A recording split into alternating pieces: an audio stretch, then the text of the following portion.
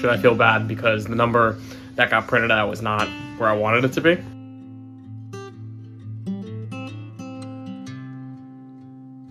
Should I feel less worthy if I didn't have this body?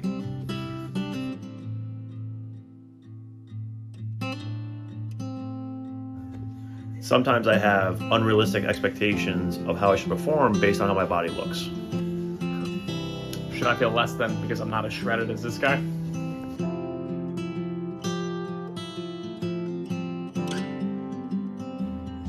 Should I feel less because I'm not as huge and jacked as this guy? Should I feel less than because I'm bigger? It has been our experience as coaches, working with people for a collective over 2 decades, that a good amount of people define themselves, their progress, and unfortunately, their self-worth by a number. That number could be the representation of what's on the scale, which is the total sum weight of their approximate body weight at a moment in time. It could be their body fat percentage or their doctor giving them their BMI. More often than not, it has been our experience that whatever weight is on the scale dictates many people's self-worth. Feeling good about themselves on days where they're near their target or down in weight, and feeling worthless or bad about themselves when they see a number that they don't want to see or the weight is up on the scale. This yo-yo, up and down, external validation from a constantly moving target leaves our joy, happiness, and worst of all, how we feel about ourselves, low, sparse, or non-existent. This does not need to be our story.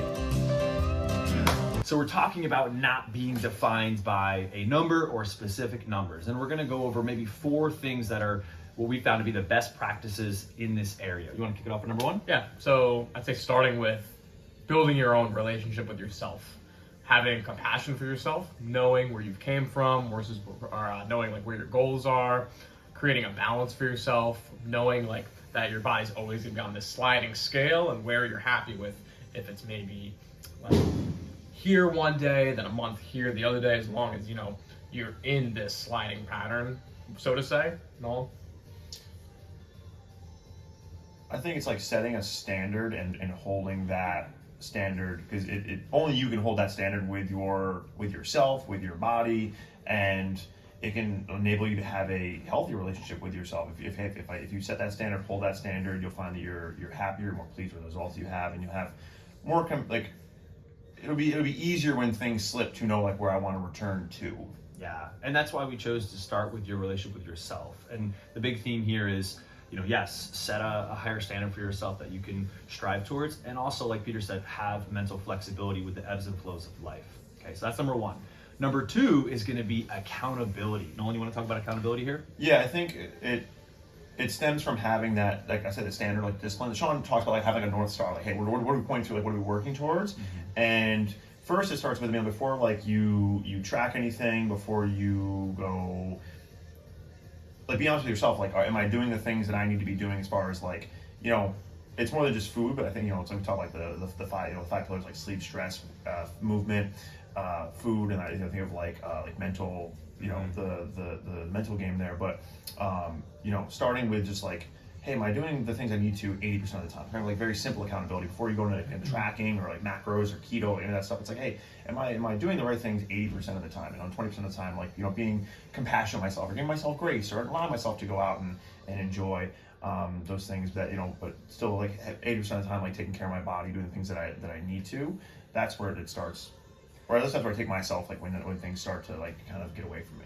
For sure, when you're going to make a journey of change, and depending on how radical that change is going to be, determining the appropriate accountability, outside factors are big. Is this something you can do alone? Is this something you need support with? Is this something that I need to extend myself to get help with, or do I have the self-discipline to take this journey on my own?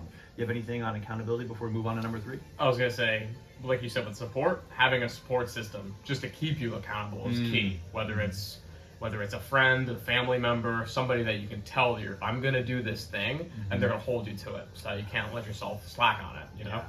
And that's why we built like our program. This isn't a plug for that program, but that's why that program exists. Law is lifestyle, accountability, and wellness, so we can crack open those other realms, which leads into number 3, being realistic. And I'll open with this. Change takes time, especially the change that most of us seek. So determining these couple pillar questions. Where am I compared to where I want to be, and what's the gap?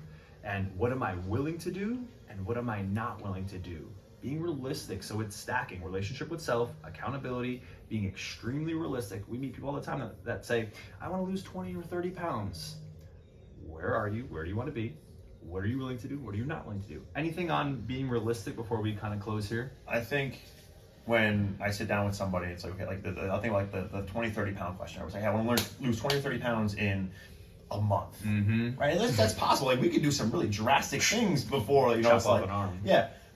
So I asked this question like, hey, how long did it take you to get to this place where maybe like you aren't happy with your body or you want to see change in your body? Because for some people it could be months, it could be years, and you can't expect that it's going to change.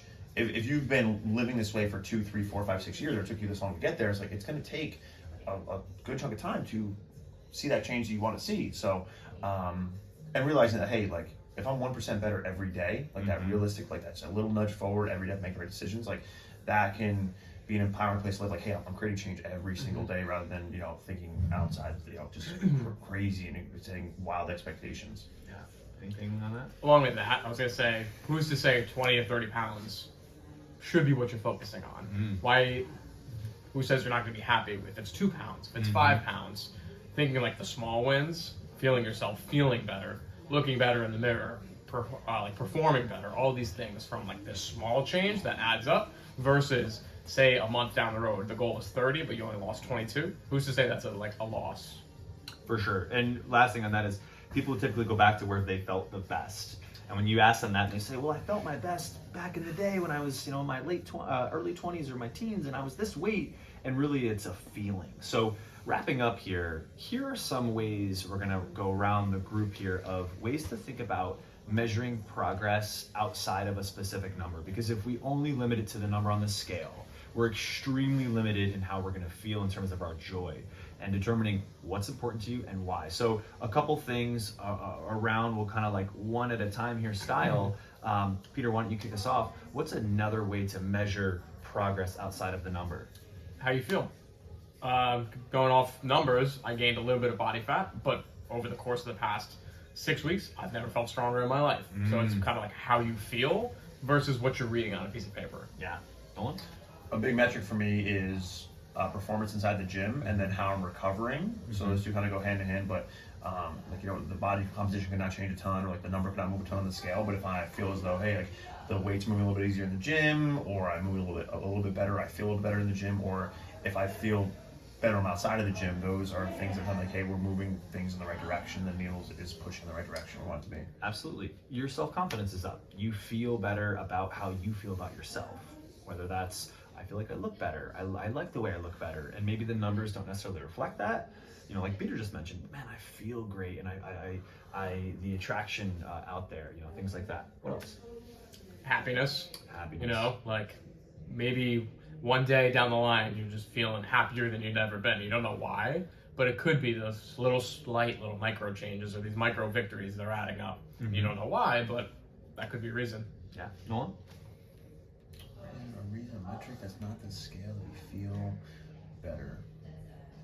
What I always recommend to people is finding either clothing that they want to fit into, or clothing they enjoy, maybe they haven't worn in a while, or photos of themselves. Like if somebody who's like out and about quite a bit, it's like, hey, like because the numbers might not move a ton, but say like like a good example, like Nancy fits in the pants she hasn't worn in Inches change. Yeah. decades, right? And that to her is way more joyful than, it fills her more joy than, whatever number in the scale. We've checked the number on the scale and I don't know how long, but again, it goes like how you feel. Like, hey, she feels like she feels powerful like in those clothes. Like she feels better in those clothes. For sure. One of the greatest gifts I know is maybe your story, however significant with the number. Maybe that motivates someone else to begin eating better, to begin taking their health more serious, to begin working out. Anything in that realm, that's empowering because you just contributed to improving someone else's life. You want to do one more each? Yeah. Let's see what we got here. Performance in the gym. What about going to the doctor and Oh yeah, I mean that's a big one. Yeah, I mean it's like because numbers can necessarily not move on the scale. But I mean like there's an example of Sandy who we don't scan. We check in for not a plug for law, but like, you know, it's like the numbers might not move as fast as she wants them to, but and like getting off asthma medication, like at 60 plus years old, like all your markers that would normally be going down and declining are on the rise and turning in the right direction, because hey, how we treat our body and how we view food and recovery and things like that are improving, which can lead to feeling better about one's body. Yeah, and biometrics could improve dramatically too, despite maybe the numbers on the scale remaining somewhat similar. To life being easier. I've heard, I don't remember who it was, but they were saying they go on a hike multiple times, once a year, twice a year, something like that. And this year was the easiest it's ever been for them. That's one. And then just over the weekend, I had a family member get furniture delivered to their house. They said it was 100 pounds. And if they hadn't been doing the stuff in here, then they would have never been able to get the furniture inside their house. Yeah. So just like improvements in general day-to-day life. Couch on lawn. And like Nolan said, I'll end here with this, the 1% each day, the improvement in eating habits. Maybe your eating habits are improved and it's one of those things you're in lag time and they need to stack more over time to see the deposits of your gains. But man, just like everything we alluded to here, like with the absence of those, maybe health and life would take a slight decline. So the stacking of improved healthy eating habits over time absolutely add up. Composition, feel, health, you name it. So those are a few ways we can revisit how we're measuring progress outside of a number.